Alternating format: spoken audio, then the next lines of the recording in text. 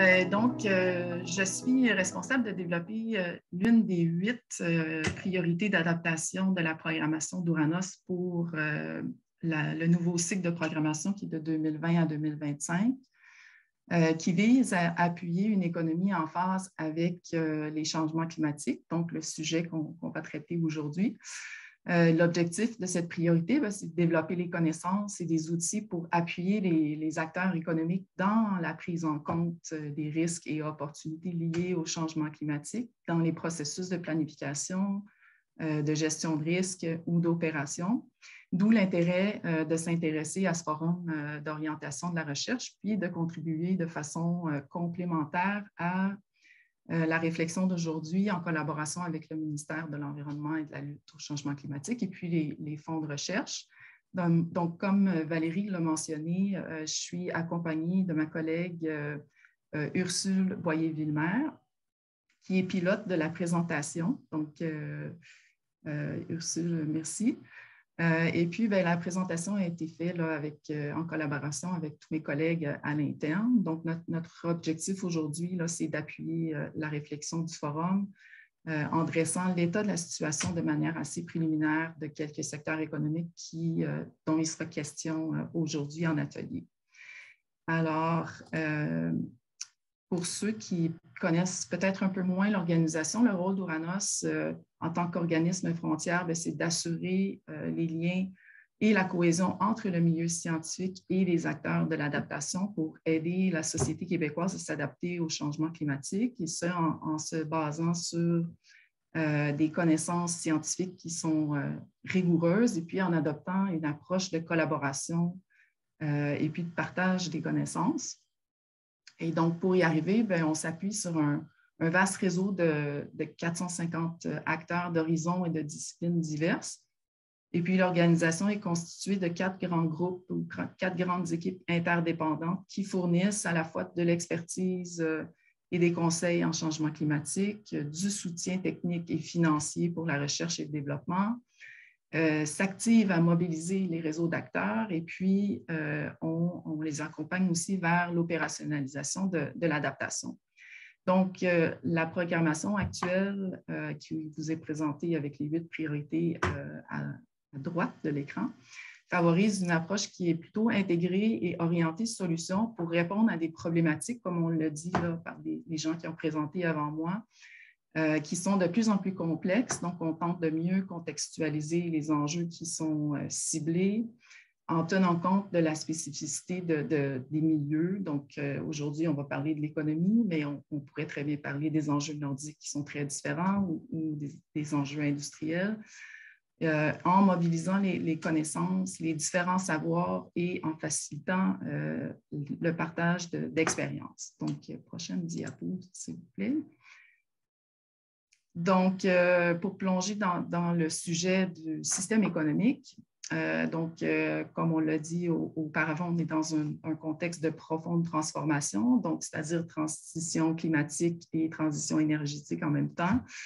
Là, il devient encore plus important là, de bien comprendre les conséquences qui peuvent être positives et négatives des impacts des changements climatiques sur l'économie ou l'écosystème économique du Québec, les secteurs d'activité dont les plus vulnérables, puis ce qui le compose de même que les régions ressources. Donc, ce que l'on sait jusqu'à présent, c'est que le niveau de connaissance varie grandement d'un secteur économique à l'autre et qu'il y a plusieurs acteurs qui ne sont pas nécessairement impliqués dans la discussion des changements climatiques ou qui sont encore trop peu au fait des impacts des changements climatiques sur leur champ d'activité et d'intervention, les chaînes logistiques ou d'approvisionnement, les impacts sur les investissements, les opérations, puis les emplois, mais sont aussi peu au fait des occasions qui peuvent être générées par les impacts des changements climatiques, aussi étrange que ça peut se paraître, et que ce n'est pas nécessairement sur le radar stratégique des industries et des entreprises. Donc, cette diapo présente essentiellement un modèle simplifié qu'on pourrait transposer à l'écosystème économique du Québec, qui comporte plusieurs secteurs d'activité qui ont des attraits similaires. Donc, les industries sont subdivisées en trois 3 secteurs qui sont le primaire qui vise l'exploitation des ressources, le secondaire qui lui focalise sur la fabrication industrielle et puis le tertiaire qui lui essentiellement c'est les services. Donc, à l'échelle de l'entreprise, on parle plutôt de chaîne de valeur. Puis ça se définit comme un enchaînement d'activités qu'on transforme des intrants en extrants qui, au final, sont achetés par des consommateurs. Donc, toutes ces activités-là sont interconnectées, puis s'opèrent à différentes échelles spatiales, donc domestiquement, mais aussi internationalement. Et donc, que ce soit en termes de chocs liés aux aléas climatiques qui mettent sous tension les différents systèmes sectoriels ou ceux qui composent l'économie des régions, ou encore s'il s'agit de la tendance de fond au réchauffement, qui est source de stress quand même chronique pour le système économique québécois. C'est important de comprendre comment les différentes composantes vont être affectées, et ce, malgré le fait de devoir naviguer dans l'incertitude et de s'ajuster constamment. Donc, connaître les vulnérabilités sur la chaîne de valeur des industries et dans le système étudié permet une plus grande résilience globalement. Prochaine diapo, Ursule, s'il vous plaît. Donc, à une autre échelle, si on regarde la structure économique d'une région, bien, le système économique peut aussi être différencié selon les régions du Québec, en particulier selon leur diversification industrielle. Puis on se réfère plutôt à un indice de diversification industrielle. Donc, fort dans les régions urbaines et puis faible dans les régions ressources, comme par exemple ici à l'écran, on vous montre la Côte-Nord. On aurait pu prendre le nord du Québec, on a choisi celui-là. Qui se caractérise par une forte dépendance aux infrastructures et ressources primaires et donc qui augmente sa sensibilité au changement climatique et puis limite en quelque sorte sa capacité d'action. Ursule, prochaine diapo. Merci. Et donc, à gauche de l'écran, si on parle de changement climatique et économie du Québec, on vous présente ici une énumération sommaire des stress climatiques qui sont représentés par l'icône de la tendance à la hausse, comme exemple les températures moyennes, les précipitations moyennes, le couvert de neige, le cycle de gel-dégel, alors que l'éclair est associé au choc spontané et que le dollar ou les dollars sont associés aux impacts indirects. Et pour votre information, ces icônes, on va les reprendre tout au long de la présentation. Donc, ce qu'on dit essentiellement ici, on présente un premier constat qui est tiré de la littérature, la revue de littérature préliminaire qui a été réalisée à l'interne depuis juin dernier. Donc, que malgré les progrès scientifiques, la vaste majorité de nos études réalisées à l'interne chez Ouranos avec les différents partenaires entre 2000 et 2020 ont porté essentiellement sur les impacts des changements climatiques qui visaient le secteur primaire.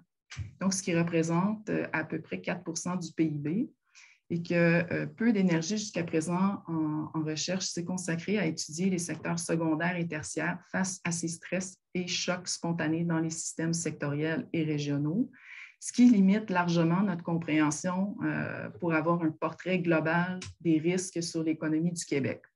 Ce qui nous a amené à notre première question de recherche, qui est quels sont les risques climatiques pour chacun des secteurs d'activité qui composent notre économie. Et donc, on est arrivé à faire ressortir avec l'analyse préliminaire de la vulnérabilité basée sur 2 critères qu'on a choisis. Sur le poids économique et l'exposition au changement climatique. Et on a fait l'analyse sur 22 secteurs.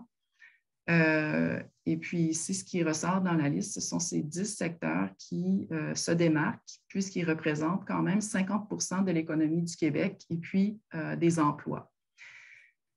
Aussi, les secteurs de l'agriculture, pêche et alimentation, le transport, les technologies de l'information et communication, énergie, finance et assurance sont à la fois des services essentiels et des moteurs économiques régionaux. Puis on remarque que ceux identifiés par le gouvernement du Québec comme étant les plus vulnérables au changement climatique, par exemple, on en a nommé quelques-uns tantôt, le tourisme, la forêt, l'agriculture, l'énergie se retrouvent, mais il y en a aussi des nouveaux qui s'ajoutent, plus en lien avec l'industrie tertiaire et secondaire, comme les finances ou les technologies de l'information.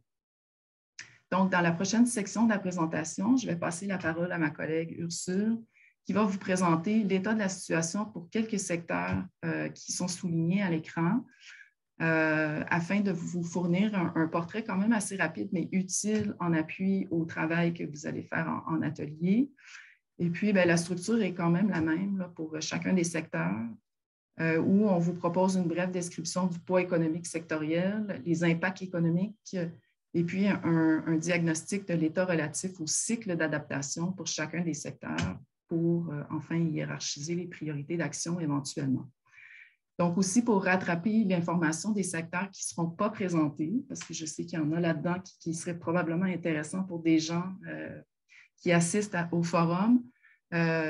Ces secteurs-là seront présentés là, ou accessibles sur le site d'Ouranos de manière sur 2 pages, des fiches descriptives, puis seront mis en ligne là, sur le site Web.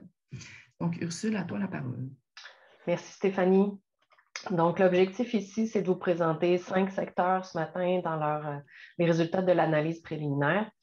Le premier, c'est celui du secteur de l'agriculture, des pêches, de l'alimentation qu'on a regroupé sous cette photo là, qui vient chercher nos papiers illustratifs un peu. Alors, un portrait économique d'abord. Ici, vous avez l'anneau qui représente la répartition des emplois de ce secteur. Ce qui frappe l'œil, bien sûr, c'est au niveau de la dominance du service de restauration des débits de boissons, magasins d'alimentation et grossistes de produits agricoles en bleu foncé, fuchsia et pourpre. Ça représente donc le secteur tertiaire qui couvre 75% des emplois de ce secteur, comparativement au secteur secondaire, 14% pour la fabrication d'aliments, boissons et tabac, et seulement 11% des emplois pour le secteur primaire, agriculture, pêche et aquaculture, pour un total de plus de 500 000 emplois. À l'échelle de l'économie du Québec, c'est un secteur qui est essentiel et important au niveau de 12% du marché de l'emploi et 7% du PIB de 2019. Et c'est très actif. C'est un secteur qui est d'avant-garde en termes d'adaptation, notamment avec 5 créneaux d'excellence, sans compter qu'il constitue un moteur économique régional à la fois du côté des pêches, mais aussi de l'agriculture et fabrication d'aliments. À quoi fait-il face, ce secteur? Sur cette deuxième diapo, on vous parle des impacts des changements climatiques, des risques, des opportunités. On voit complètement à gauche là, la séquence primaire, secondaire, tertiaire. Donc, il y a ces aléas, ces pictogrammes d'aléas en termes de stress et de choc climatique qui viennent affecter les ressources, par exemple, l'offre et la qualité de la production. Et ça varie selon les cultures, selon les végétaux qui sont en place, selon la main-d'œuvre également, sa disponibilité. Cela vient influencer finalement le secteur secondaire. Par exemple, il faut peut-être envisager la relocalisation de certaines infrastructures et ça vient se répercuter sur le secteur tertiaire. Un des éléments, on le voit en Colombie-Britannique, tout ce qui est continuité des chaînes d'approvisionnement et logistique, par exemple. Un exemple un peu plus concret aussi lié au rehaussement de température, que ce soit graduel ou par les sécheresses ponctuelles. Les chocs climatiques augmentent les pertes agricoles dans l'ensemble. C'est ce qui est anticipé. Parlons de l'année 2018 qui avait été frappée par une sécheresse historique. Elle a été la plus coûteuse en termes d'indemnités versées par l'Assurance récolte du Québec, soit 60 millions de dollars juste pour 2018.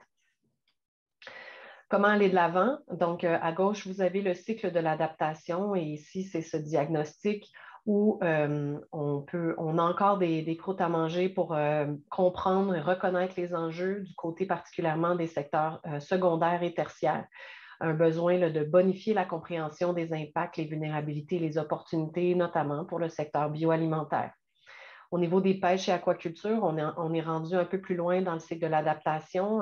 On comprend davantage les enjeux, mais maintenant, c'est de développer des initiatives, des solutions, des options d'adaptation afin d'assurer la pérennité de l'industrie des pêches et de l'aquaculture. Et du côté de l'agriculture, c'est d'intégrer, de passer à l'action, d'intégrer la dimension des changements climatiques dans les mécanismes de soutien en agriculture, par exemple. Il y a aussi plein d'opportunités. On peut en souligner une qui est celle notamment là, de saisir l'ensemencement d'espèces mieux adaptées aux conditions, par exemple, de canicule et de sécheresse. Et il y aura une phase subséquente où il faut avoir des systèmes d'information pour bien surveiller l'état du système et lever l'alerte lorsqu'il y a lieu ou tirer des leçons des apprentissages tout au long de ce cycle de l'adaptation. Le secteur, le deuxième, le secteur des transports et la logistique, un autre secteur qui est essentiel pour la société, pour soutenir les chaînes de valeur dans toutes les dimensions. Donc, au niveau du portrait économique, on parle d'un secteur qui est très important, 25 milliards de dollars en contribution au PIB du Québec pour 2019.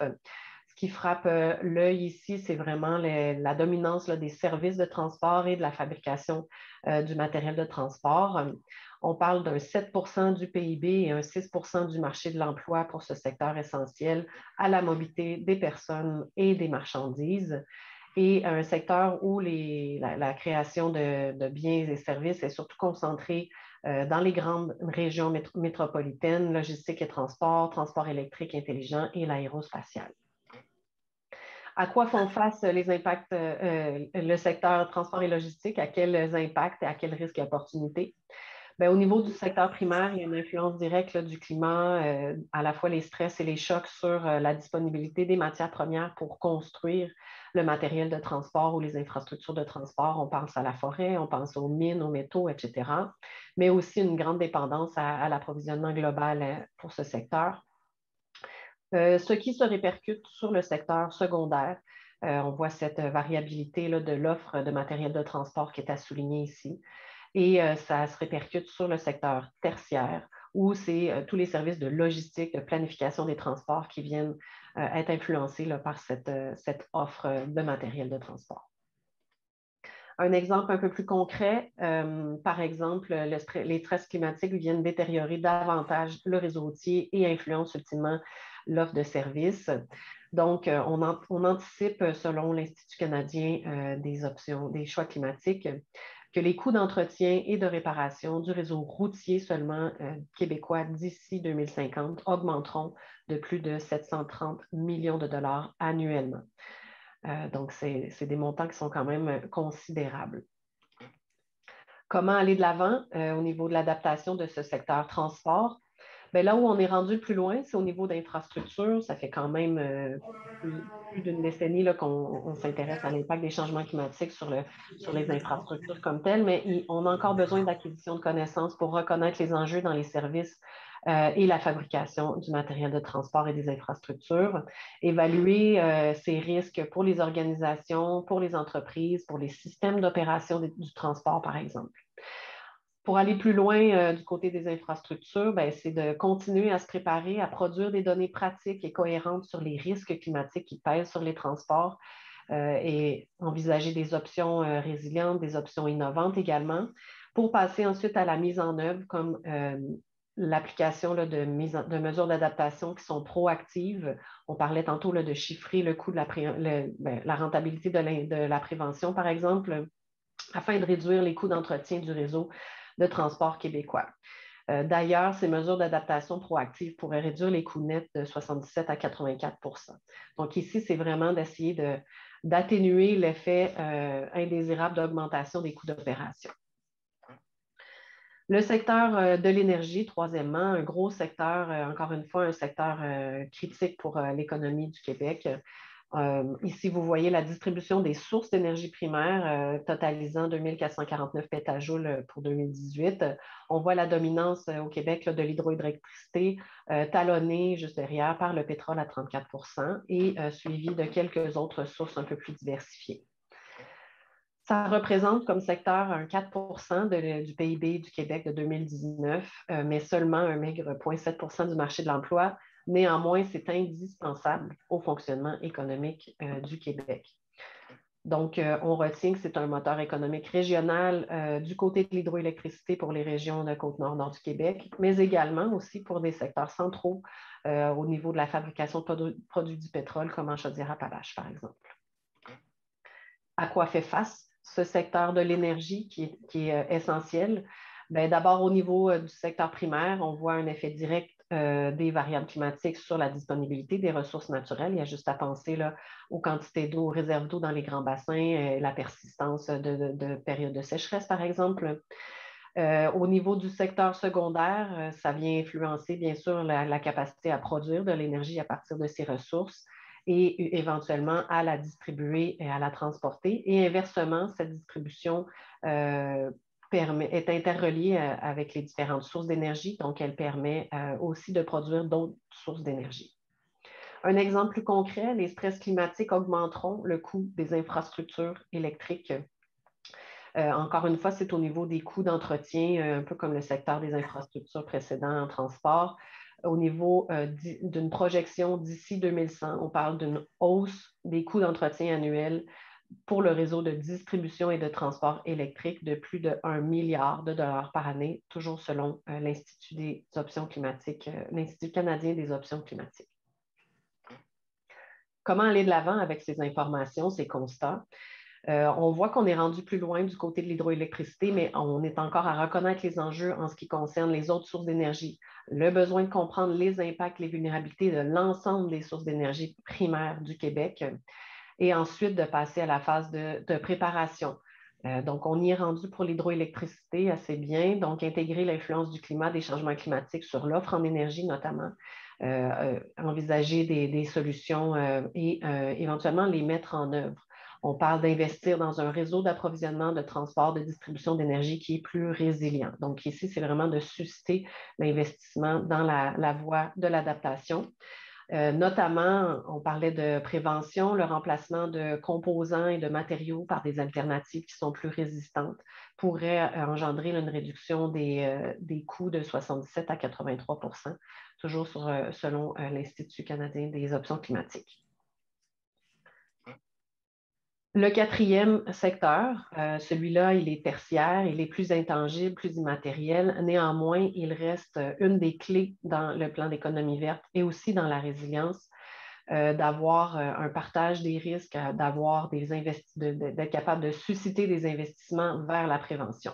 Donc, le secteur des assurances, des services financiers, pour son portrait économique, on parle d'une génération là, de services de 23,6 milliards de dollars comme contribution au PIB de 2019, qui sera répartie essentiellement par une dominance de l'intermédiation financière et des activités connexes à 55 %, suivi de 29 % pour sociétés d'assurance et activités connexes et éventuellement un 16 % pour les services d'investissement financier, fonds et autres instruments financiers.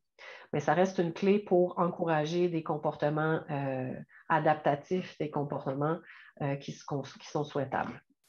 Ça représente comme secteur un 6 % du PIB et également un 4 % du marché de l'emploi au Québec et c'est un important levier de développement économique.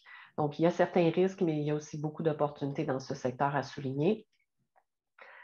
C'est un secteur en termes de répartition géographique qui est concentré dans les deux grandes régions métropolitaines en termes de finances vers Montréal et en termes d'assurance davantage à Québec, par exemple. À quoi fait face ce secteur en termes de risques et d'opportunités climatiques? Comme on le disait, c'est un secteur qui est strictement dédié aux services, donc tertiaires. Et parmi les impacts qu'on anticipe, il y a l'offre de produits financiers et d'assurance. Il y a des risques pour certains produits, mais il y a aussi des opportunités de développer de nouveaux produits financiers d'assurance. Il y a des impacts anticipés sur certaines primes d'assurance. Des fois, on va atteindre des seuils d'assurabilité pour des particuliers et des entreprises qui seront irréversibles, par exemple. Donc, besoin d'adapter ces seuils-là. La prévision de l'inflation également va être affectée, bien sûr, par le marché mondial, mais aussi, bien sûr, les tendances plus locales. Et éventuellement aussi, le rendement des portefeuilles d'investissement va être affecté par les stress climatiques ainsi que les chocs climatiques. Concrètement, ça a été mesuré par le Bureau d'assurance du Canada que les chocs climatiques engendrent une augmentation des pertes assurables. C'est mesuré au Canada. Notamment, parlons de l'année 2019 où on a eu un beau, passez-moi l'anglicisme, jackpot avec des inondations, des pointes de vent, des rafales de vent engendrant des dommages, sans oublier comme belle illustration la tempête de l'Halloween. Donc, elle a été, cette année 2019, la plus coûteuse en termes d'indemnités versées par les assureurs au Québec, soit un total de 540 millions de dollars imputables au secteur privé là, des assurances. Comment aller de l'avant dans ce secteur des assurances et services financiers? On est encore, en termes d'adaptation, on est encore dans les premières étapes de reconnaissance des enjeux pour mieux comprendre l'impact des catastrophes naturelles sur les services, les produits d'assurance.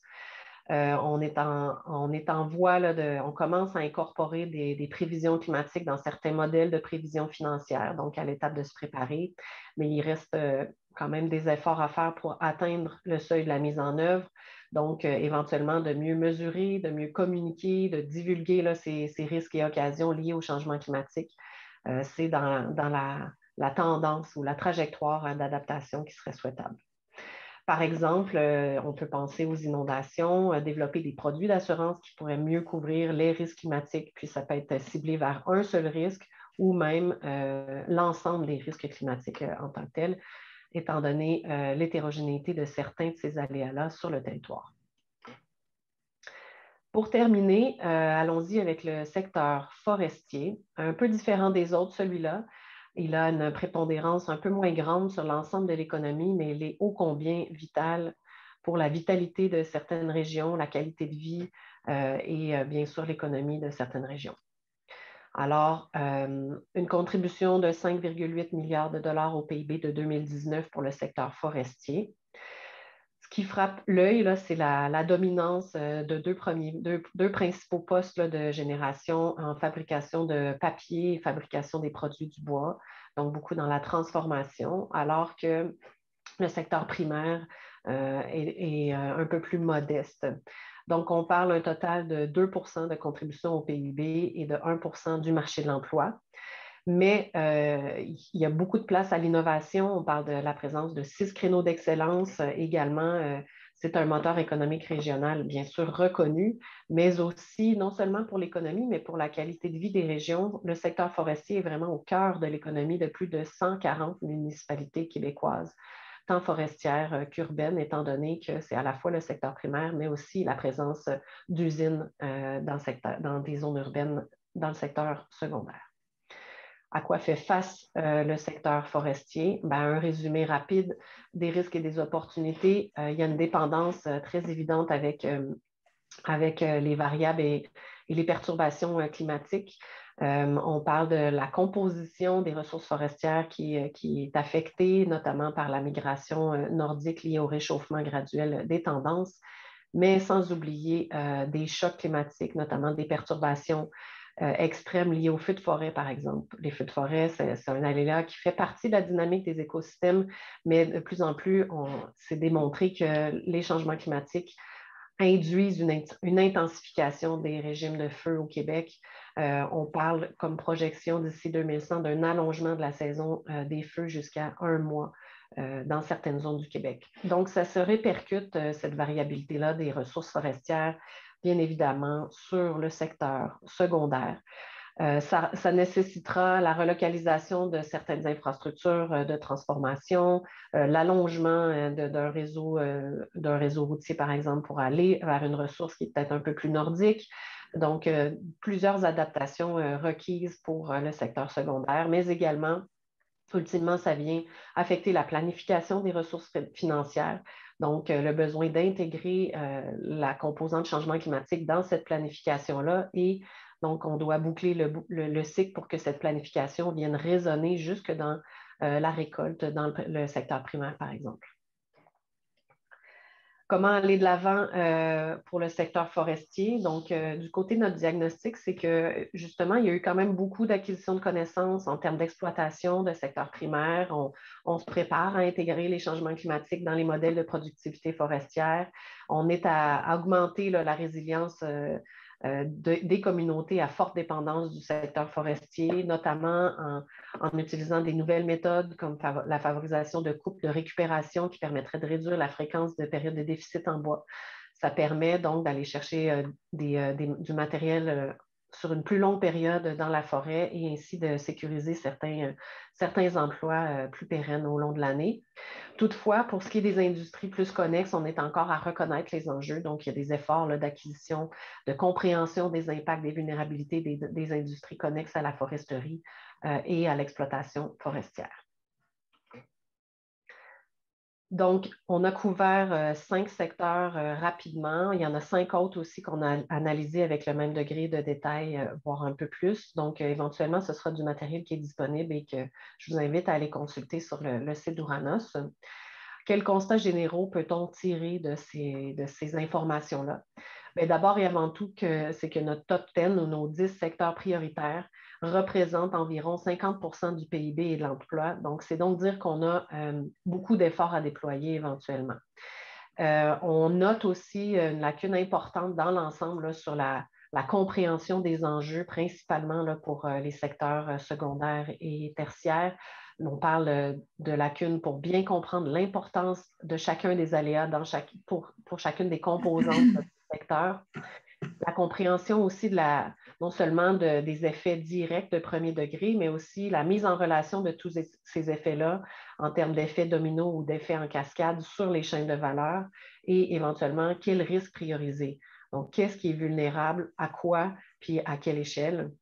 Donc, une méconnaissance importante de la vulnérabilité dans l'ensemble pour la majorité des secteurs et leur système à l'échelle du Québec et à l'échelle des structures régionales également.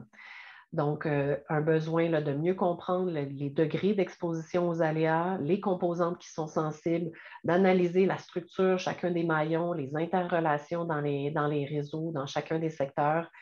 Aussi de tester la robustesse, de bien la comprendre, de prévoir des redondances s'il n'y en a pas.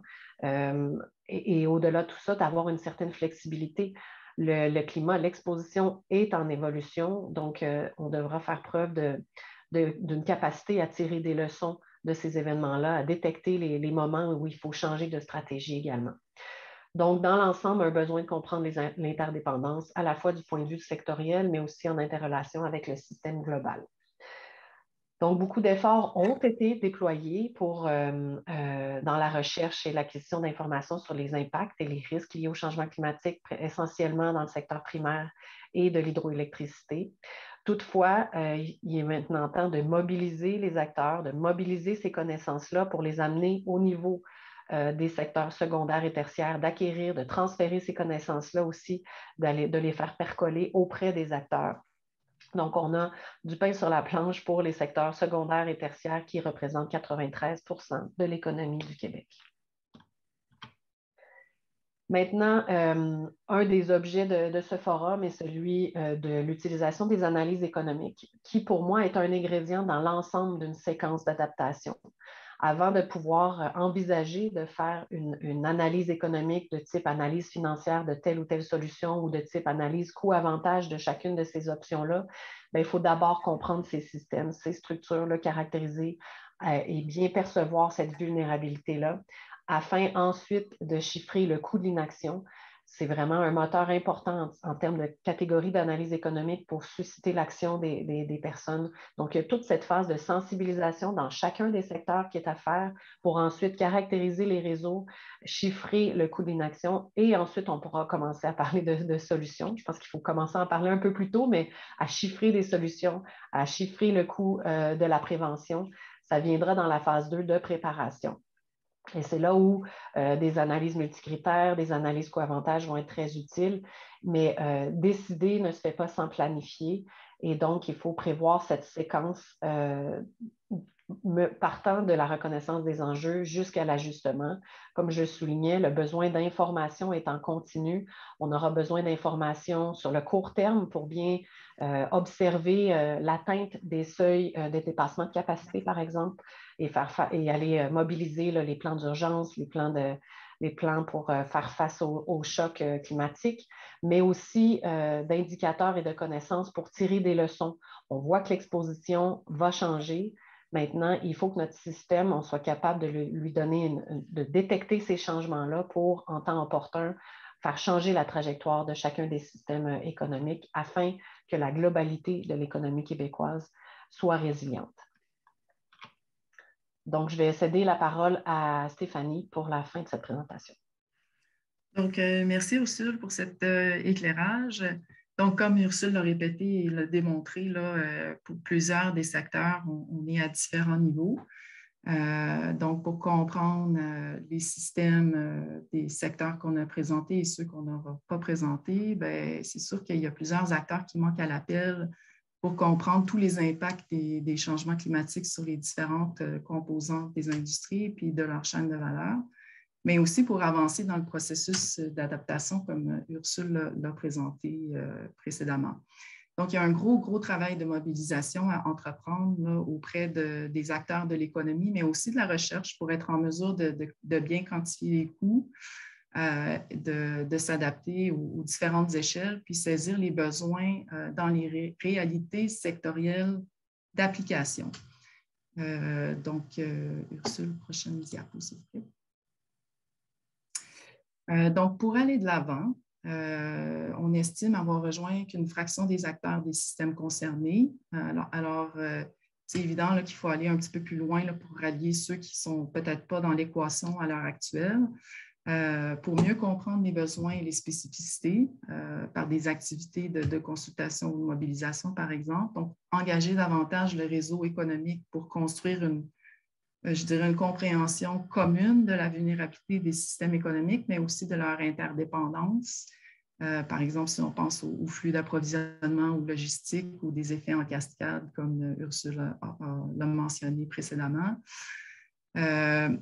Deuxième point, c'est fédérer l'excellence et les capacités d'agir en développant et diffusant des cadres d'analyse de vulnérabilité et de résilience pour pallier à l'absence de connaissances sur la vulnérabilité des secteurs et des régions.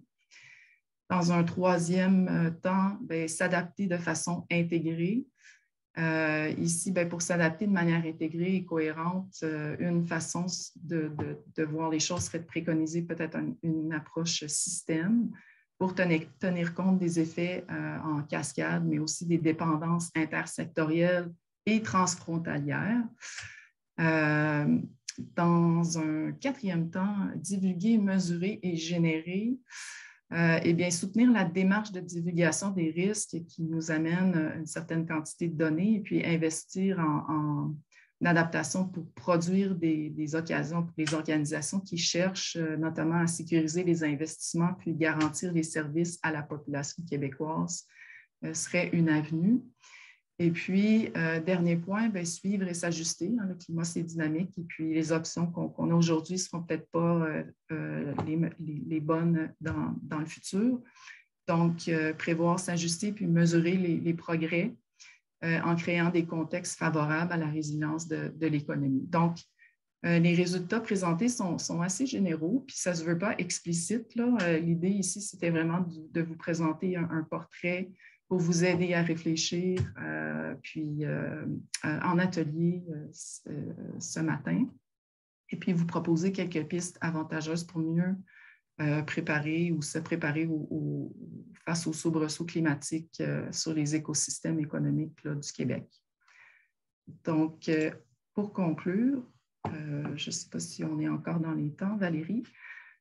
Donc, pour conclure, le travail à accomplir pour se doter d'une compréhension globale des coûts, des impacts des changements climatiques sur les régions ressources, mais aussi les secteurs du Québec les plus vulnérables est quand même important. Donc, une mise en commun de nos forces vives est plus que nécessaire là, pour soutenir la résilience de l'écosystème économique de la province aux chocs et au stress climatique.